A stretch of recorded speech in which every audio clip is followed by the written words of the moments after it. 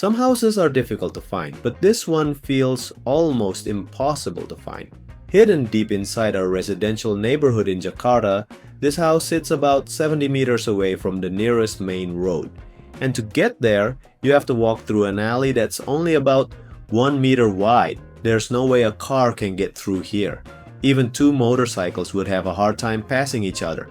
And yet, somewhere at the end of this tiny passageway is a modern two-story home.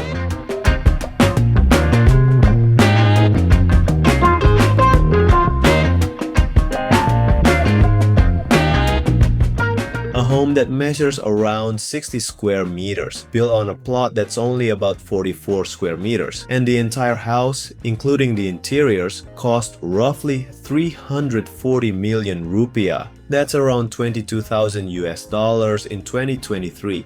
So how do you build a modern family home in a place like this? Well, let's find out more. To understand this house, we first need to look at what was here before. The original property was an old, dilapidated structure sitting on a plot roughly 4 meters wide and 10 meters long. And what's even more surprising is that the usable area was originally only around 30 square meters. So the architect, Tito from Orduga project, had to work with a very unusual combination of constraints.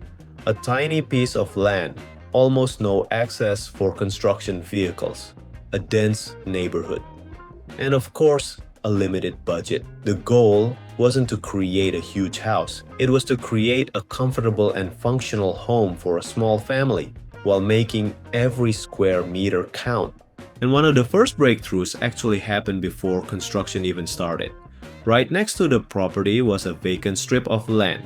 The architect saw an opportunity and suggested negotiating with the neighboring owner to purchase it. That small addition increased the site from roughly 30 square meters to around 44 square meters.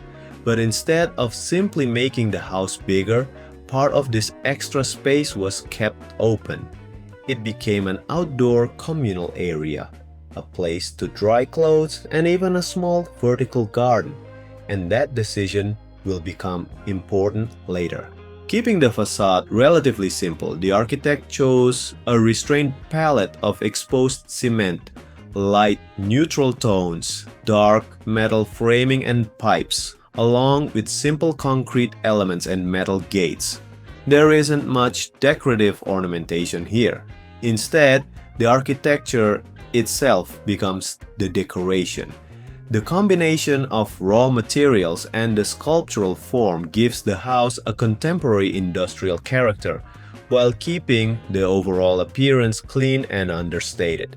To soften all of the concrete and metal, narrow planar strips have been incorporated underneath the windows.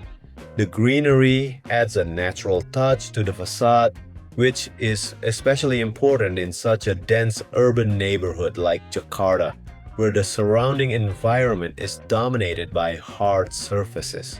And because the house sits directly alongside a very narrow alley, the facade doesn't rely on large windows facing the street. Instead, smaller horizontal openings and carefully positioned windows provide natural light and ventilation, while maintaining privacy from the surrounding neighborhood. So, even though the facade looks quite minimal, almost every element has been carefully considered to respond to the constraints of this very compact site. Another challenge was water.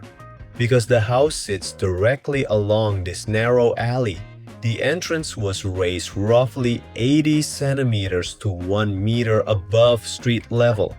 This creates a buffer against potential flood water entering the house, and even something as simple as the front gate had to be carefully considered.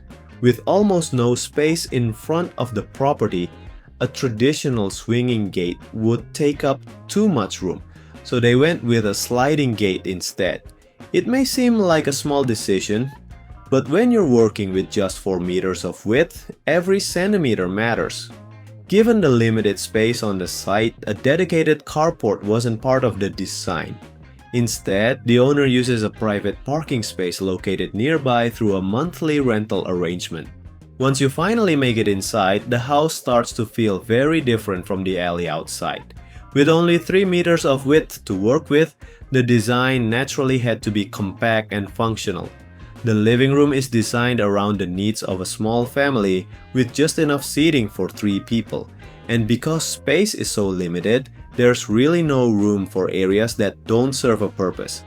Take the space underneath the staircase, for example. Instead of leaving it empty, it's been converted into hidden storage. Even the walls are doing some of the visual heavy lifting. This feature wall uses irregular brick tiles arranged almost like a puzzle. The unusual shape adds texture and character without requiring a lot of additional decoration. And then there's the ceiling. Instead of installing a conventional drop ceiling, the exposed steel decking and pipes are left visible and painted. This does 2 things. First, it reinforces the industrial aesthetic, but more importantly, it preserves as much vertical space as possible, and that can make a surprisingly big difference in a small home. At the back is the kitchen and dining area. Rather than creating a separate dining room, the kitchen island doubles as the dining table, and the sage green cabinets add a softer, more contemporary touch to the otherwise raw interior. Pretty neat though! Behind the kitchen, there's a small passage leading to the service area, where the owners keep their cleaning tools and other household essentials. And if you look a little closer, you'll notice that this narrow gap actually continues all the way from the back of the house to the front. This creates a continuous opening around the house, allowing the ground floor to maintain good airflow and bring in natural light from outside. Before we move on, there's one more detail worth pointing out. You'll notice this small door here, which leads to a compact and simple bathroom. There's also one feature here that you might easily miss. Because the owners sometimes travel, the house is equipped with a Wi-Fi connected smart breaker. This means the electricity can be controlled remotely through a smartphone. So if the owners are away and want to shut off the power, they don't necessarily have to be physically inside the house to do it. Now, let's head upstairs. And this is where another clever solution becomes really obvious. The second floor corridor is naturally illuminated from above. A translucent section of roofing allows daylight to pass through, creating a bright corridor without relying heavily on artificial lighting during the day. And instead of treating this area simply as a hallway, the space underneath the skylight has another purpose. It's also used as an open laundry and drying area. The natural light and airflow help the clothes dry faster. There's even a ladder here providing access for roof and air conditioning maintenance. So once again, one small part of the house is performing several different functions. And that's really the theme of this entire project. Nothing is wasted. This is the kids' bedroom, and at roughly 2 by 3 meters, it's definitely compact. But the architect used vertical space to make the room feel less restrictive. The ceiling slopes upward, reaching around 2.8 meters at its highest point. So, while the floor area is limited, the room has more volume above it. And there's another interesting detail. The room was designed with the future in mind. If the family grows, there's enough flexibility to introduce bunk beds and accommodate another child. It's a small room, but it doesn't necessarily have to remain the same room forever. The second bathroom is slightly more spacious than the one downstairs. Here, Tito and the owner agreed to keep the design simple and minimalist, so the space is dominated by clean white tones. Even though the bathroom is still quite compact, it gets some natural light and ventilation through these small openings, made with ventilation blocks and glass blocks.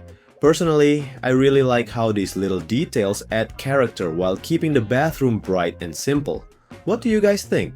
Don't forget that there's this tiny little space that is used for shoe storage and dedicated window to provide more air circulation and natural light coming into the house. Next is the master bedroom. At around 4 by 3 meters, this room is a little more spacious than the kids' bedroom. And keeping with the minimalist approach, the queen-size bed is simply placed directly on the floor, without a traditional bed frame. Because the exterior facade curves, that curved geometry continues into the bedroom, giving the room a slightly unusual shape. But the most interesting detail here isn't actually the architecture, it's the wardrobe. Instead of purchasing a brand new piece of furniture, Mas Tito reused the owner's old wardrobe. It was taken apart, resized, and modified to fit the new room. So, rather than throwing away perfectly usable furniture and starting over, they gave the old wardrobe a second life. And in a project with a limited budget, decisions like this can make a significant difference. And here's another detail that looks much more expensive than it actually is.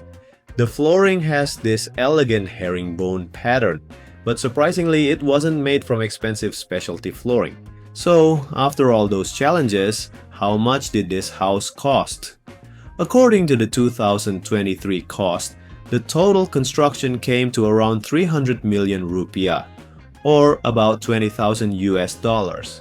And including the interiors, the total was around 340 million rupiah, or roughly $22,000. For a 60 square meter two-story house in Jakarta, that's quite impressive, especially considering the challenges of building it in such a difficult location. And I think that's what makes this house so interesting. It's not necessarily impressive because it's big, it's impressive because of how much the architect managed to achieve with so little. A tiny plot, a 1-meter wide alley, a limited budget, and yet the result is a home that feels modern, functional, and surprisingly comfortable. What do you think? Would you live in a house hidden inside a 1-meter wide alley?